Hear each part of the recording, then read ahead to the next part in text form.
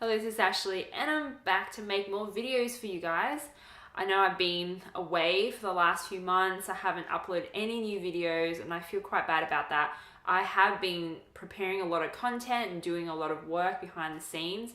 And the other reason is I have just given birth to my baby girl, Luna, and I hear her making noise in the background, so hopefully she will settle down.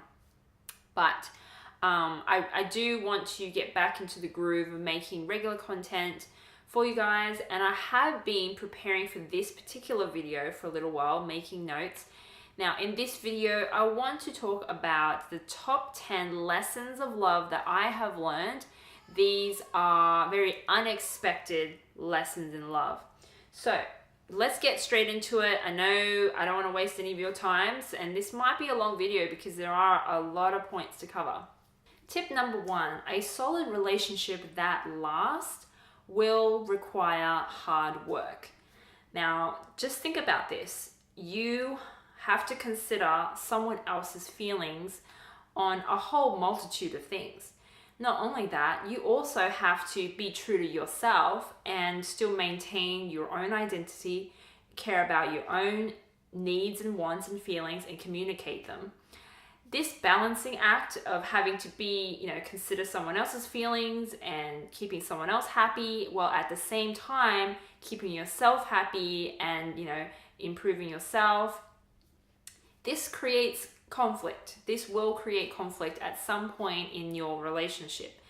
And how you manage this will determine, how successful your relationship will be. Some people can't manage when these two things butt heads, okay, and therefore their relationship crumbles. Other people are better at managing it, but rest assured it will require hard work. Tip number 2, the grass is not greener on the other side. This one, it took me a few goes to work this one out too. I think it's a natural progression in your 20s that you naturally want to try out, dating different people and see what you like, what you don't like, and this is how we learn about ourselves. But ultimately, there comes a point where you should realize that there is no one person who's better than another person. There is only you're really just exchanging one set of problems for another set of problems. It's easy for someone to appear as if they're perfect, when you don't know them. When you're standing on the outside looking at them, they can project this image like they're perfect, but then when you get closer and closer and closer, you'll probably see all the flaws, and some people feel that way about themselves. They feel like, hey, I'm only going to get this close to someone because I know at this distance I look great, right? But the closer they get to me, then they'll see all my flaws, all my pimples, and oh my God, then they'll probably leave me. So it can happen the other way as well. So at the end of the day, I think the true, where you really mature in your view of relationships is when you realize no one is perfect. Your partner isn't perfect, you're not perfect, and to be able to accept and love yourself and your partner regardless of those flaws. That is the true next level of relationships. Lesson number 3, relationship expectations matter. I suggest you have this conversation early on with anybody that you're dating. Sit down with them and ask them, what does your ideal relationship look like? What do you expect to do in a relationship? What do you expect your partner to do? What does your home look like? Home life look like? What roles are you expected to play? What would your kids be like? How do you raise kids? What about careers? What do you expect your careers to look like? So if you have it in your head, because everybody has an ideal image of what their life will look like, right?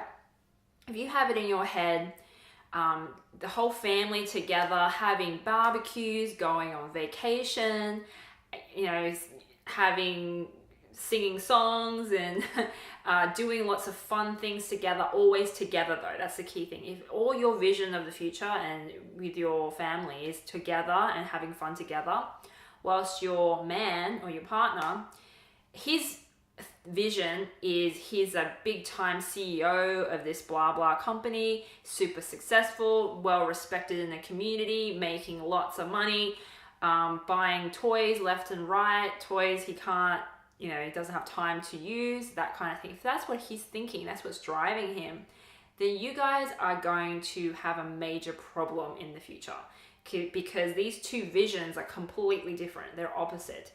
And you need to know that in the beginning.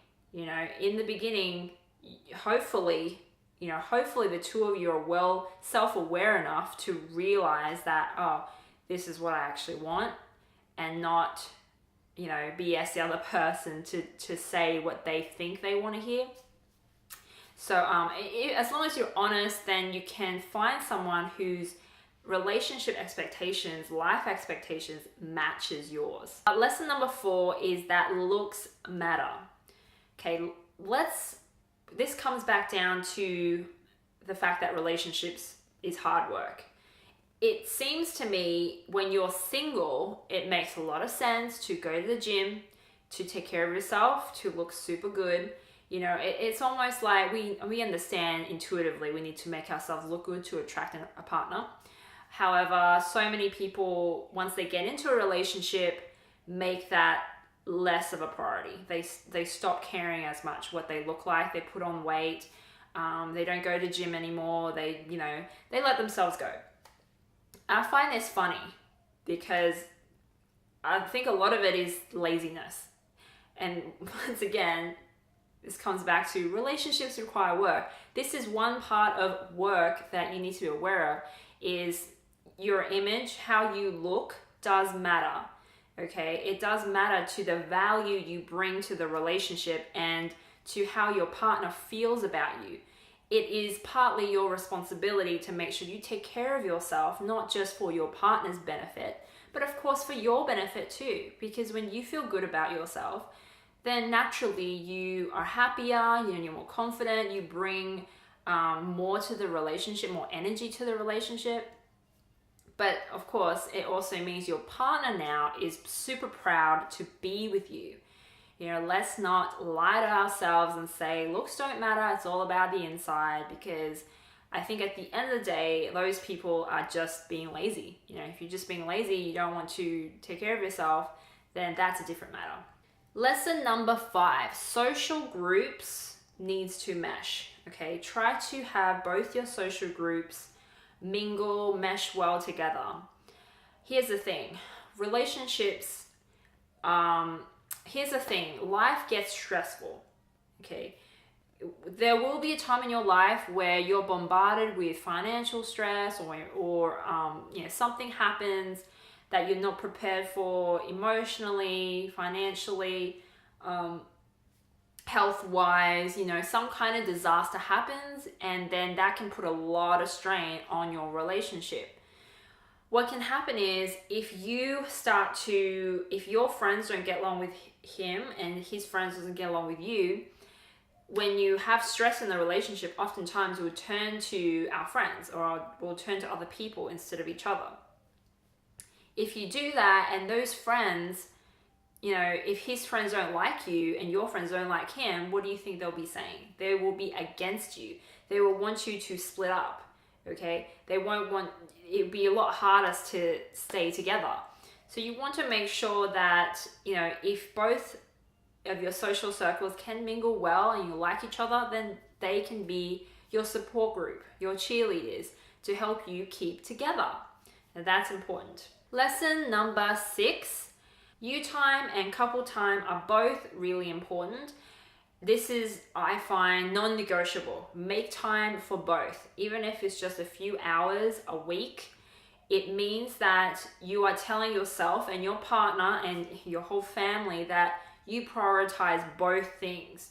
The time you have with yourself, whether that means you going to the gym by yourself, or you getting your hair done or reading a book by yourself, whatever your thing is you value yourself by doing that, and you value the relationship and your partner by making sure it doesn't matter how busy you get, you spend time together. Lesson number 7. Communicating is not just talking about the problem. Communicating is about talking about the issue as well as listening to the issue. So if you're just talking, but you're not listening to what he's saying, then that's not communicating. It has to go both ways. And I think the harder one here is to listen to your partner. Listening requires, true listening anyway, requires empathy. So when your partner tells you, I don't like it when you do this, or this makes me uncomfortable. It makes me uncomfortable when you talk to guys online, even if they're friends. Okay, if your partner tells you this, what needs to happen next is figure out how to not make him feel uncomfortable. Not you defending yourself and saying, well, we're just friends. This is innocent. Nothing's really going on. You're being silly. You're the silly one. Okay, that's you being defensive and not listening to what he's saying and not using empathy. Lesson number 8, projecting your insecurities. This is something I've done a fair bit, and I feel like women in particular tend to be more insecure. So you're projecting your insecurities when you are the one who's insecure about something, and instead of owning up to it, you end up making it about the other person. So for example, if your partner wants you to go to a work function and you feel really crappy, you don't want to go, you feel nervous about being surrounded by all these people that you don't know, maybe you don't feel on the same wavelength, you feel below them, and your partner's pushing you to go.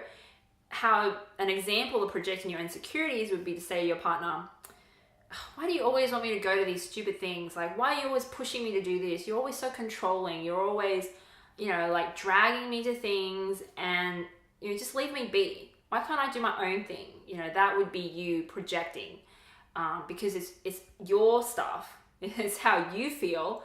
It's not necessarily fact what you're saying. Your partner isn't dragging you to anything, but the fact that you're getting defensive and then blowing it out of proportion is you projecting your feelings, your negativity onto the other person when there's nothing to do with that.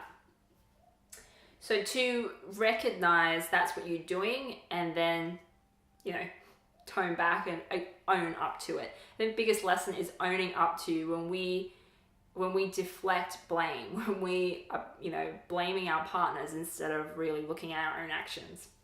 Lesson number 9, conflicts are about power play. This one is huge. And I think if you can admit this is a huge leap in, self-awareness, really. So, in a relationship, there's going to be different points of view. So a lot of times when we argue, it's just because we have a different point of view from our partners. But where the problem comes in, and when we turn that difference in opinion into an argument, is when we have the you versus them mentality. When you feel like there has to be someone who's right and someone who's wrong, or someone who's a winner and someone who's a loser. So if you always feel like you need to be the right one, the one who's the winner, or the one in control, the powerful one, then by default your partner is the loser, the one who's wrong. If that's your way of thinking, because you don't want to appear weak, you want to appear strong, that's going to break down the relationship. Last lesson that I've learned, and I find this really, really important for women and men, is that try not to force it when you meet someone, okay? When you meet someone, you're dating someone, if it feels right, it's usually right. But if you have to force it, and a lot of times we are forcing it without, our subconscious is forcing it. And the reason we're forcing a connection and forcing things to work out is probably because we're tired of dating, we're tired of being alone, we're tired of playing these games. So we just desperately want to hope that this person who likes me is it, just so I can stop dating, I can stop the other nonsense. But when you do that, once again, you're forcing the connection. And when you force it, you come across desperate, first of all. You come across desperate. You're probably going to be in a relationship where the guy or the girl isn't really that into you because they feel a lack of connection too. And then of course, you're not wasting your time later on when the relationship doesn't work out, because if you're dead honest with yourself, you were not really into that relationship. You just wanted it to work out so you didn't have to be alone. So that is my top 10 lessons I've learned about relationships. I feel all of these are really quite important, and maybe you've gotten something out of this as well. If you like hearing about dating advice, relationships, breakup advice, please subscribe to my channel. You will not be disappointed. I'll be back soon with another video. Bye. Look, hello everybody out there.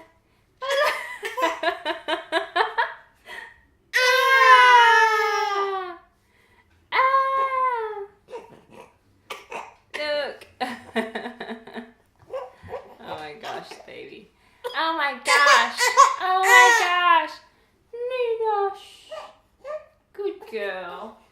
Do you want me to change you? Your first debut on camera. Crying baby.